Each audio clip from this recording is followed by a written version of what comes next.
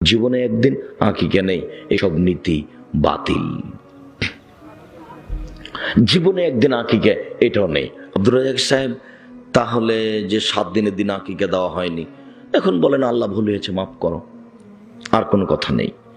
গরু দিয়ে আকিকা চলবে না, উট দিয়ে আকিকা চলবে না, ছাগল ছাগি, ভেড়া ভেড়ি, দুম্বা দুম্বি, এই 3 শ্রেণীর প্রাণী, এই 6টা দিয়ে আকিকা চলবে। দাঁতের কোনো শর্ত নেই, সুন্দর হওয়ার শর্ত নেই, মোটা তাজা শর্ত নয়, ওগুলো সব কুরবানির ব্যাপারে। কুরবানি হচ্ছে নেকির কাজ, আর এটা হচ্ছে বাপের জিম্মেদারি। কানা হোক খড়া হোক, যারা বলছে যে টাকা ছিল না সেজন্য আকিকা দেওয়া হয়নি, ওটা মিথ্যে কথা বলছে। এখনই ছেলের হাত ভেঙে গেলে 3 ঘন্টার মধ্যে 10,000 টাকা সংগ্রহ হবে। আর আকিকার জন্য কোনো দামি পারানি লাগবে না। ভালো একটা খাসি কিনেন, টাকা কম আছে একটা ছাগি কিনেন, তার চেয়ে কম আছে একটা ভেড়া কিনেন, তার চেয়ে কম আছে একটা 3 মাসের ভেড়া কানা দেখে কিনে নিয়েছেন, কানা। আকিকার জন্য কোনো শর্ত নেই।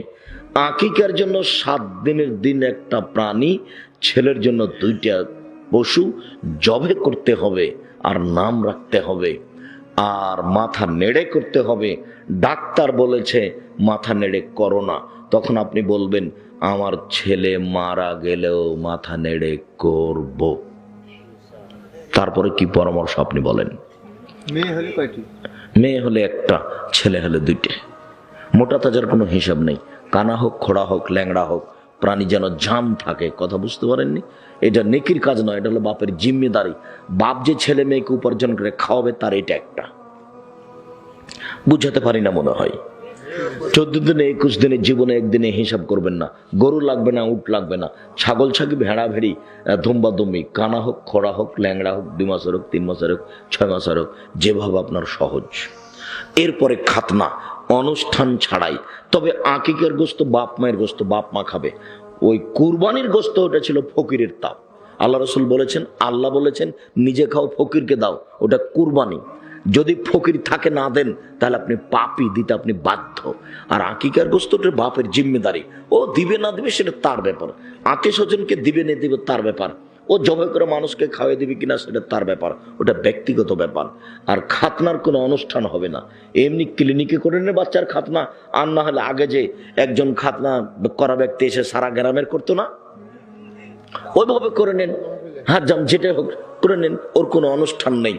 সম্মানিত দিনী ভাই বোন, এবার বাচ্চা বড় হয়েছে, আংশিক ছোট্ট করে কয়েকটা কথা এখানে বলে যাই। পরিবার ও পারিবারিক জীবন, এতক্ষণ ছিল বিবাহ সংক্রান্ত জীবন। এইবার বয়স বাচ্চার 7 বছর হয়ে গেছে। 7 বছরের আগে 7 দিনের 2টা কথা বলে এখানে ফিরে আসি। আল্লাহ রাসূল বলছেন, মান ওয়ালাদাহু ওয়ালাদুন ফাল ইহসান ইসমাহু, কারো যদি ছেলে মেয়ে জন্ম নেয় তাহলে সে যেন সুন্দর নাম রাখে। নাম রেখেছে আহমাদ, আর ডাকছে টুরু বলে। ওটা আসল নাম আর এটা ডাক নাম। এই বাপও নয় ও মাও নয়, দুইজনই সংসার কি জিনিস জানে না। মা তো হস্তিনী চাপে না নিজের ভাষায়। কোন শরমে কোন লজ্জায় দুইজনে বলে যে এটা ডাক নাম আর এটা আসল নাম। এটা হয় কি করে? এটা হয় কি করে? যেটা নাম রেখেছেন সেটাই বলে ডাকবেন। বাপ সেটা বলে ডাকবে, মা সেটা বলে ডাকবে। কেন বললো ডাক নামে এটা আর আসল নামে এটা? কেন বললো?